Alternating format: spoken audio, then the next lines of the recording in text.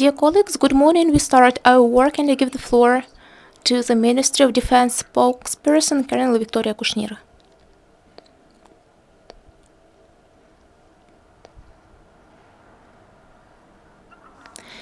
Good morning, dear guests. I'm glad to see you at our press conference.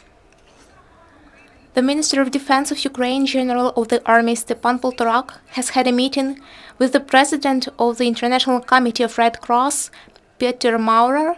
The sides discussed humanitarian situations and priorities of activities for the Red Cross and the Ministry of Defense in Donbass and future sectors where cooperation should be developed between the armed forces and the Red Cross.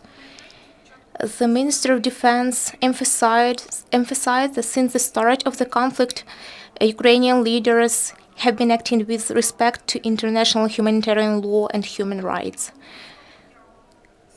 The Minister of Defense thanked to the International Committee of Red Cross for their support to civilians in Donbass who suffered as a result of combat action in the east.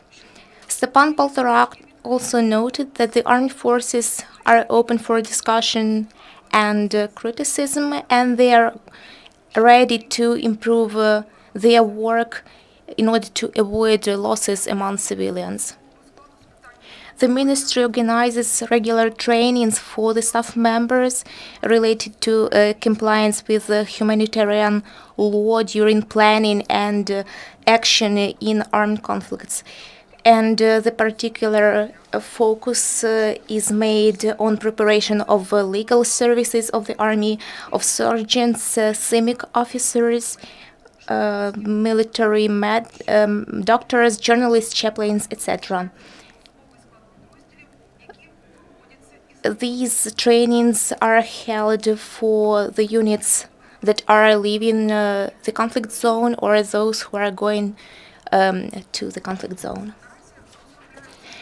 At present, the ministry prepares amendments to the combat statute of the ground forces related to regulations about how to act close to residential areas and to critical infrastructure. The Ministry of Defense informed that in the nearest future, a special course will be launched in the National Defense University, where students will learn basic principles of international humanitarian law.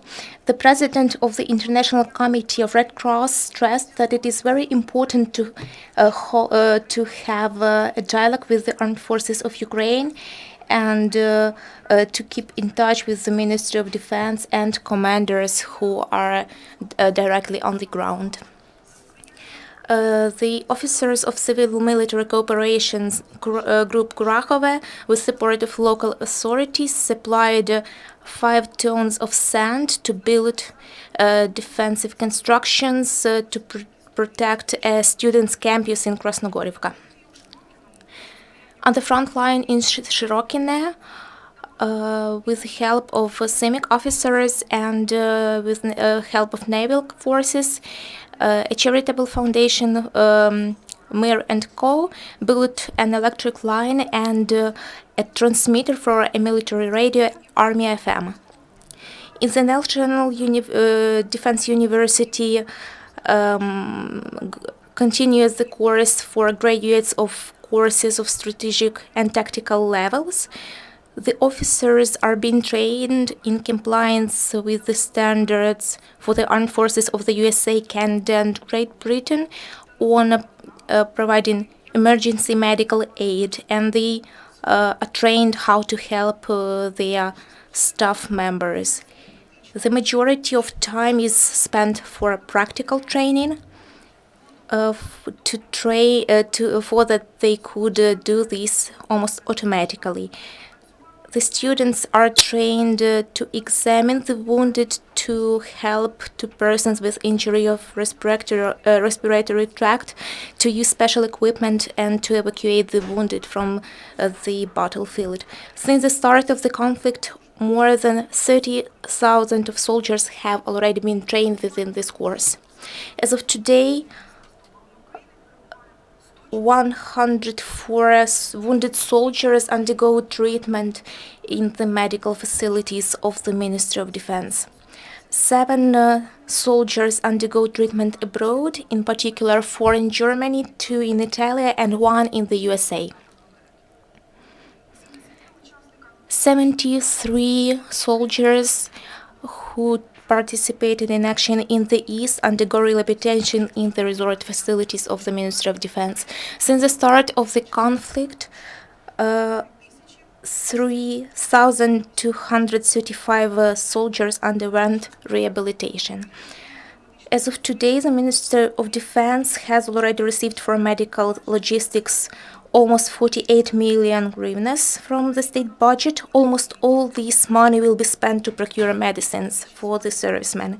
In total, in 2017, almost 327 million hryvnias will be allocated from the state budget for the medical logistics in the army. Since the start of the conflict, the units of the armed forces received 470 units of medical and sanitary equipment. Over the past week, the military engineers in the east of Ukraine have cleared from mines almost 1.5 hectares of land. They defused 45 explosive devices. Since the start of the conflict, they have defused already more than 144,000 of unexploded ordnance and cleared from unexploded ordnance 2,823 hectares of land in the Donetsk and Lugansk regions. Thank you for your attention. This is all for today. Thank you. The press conference is over.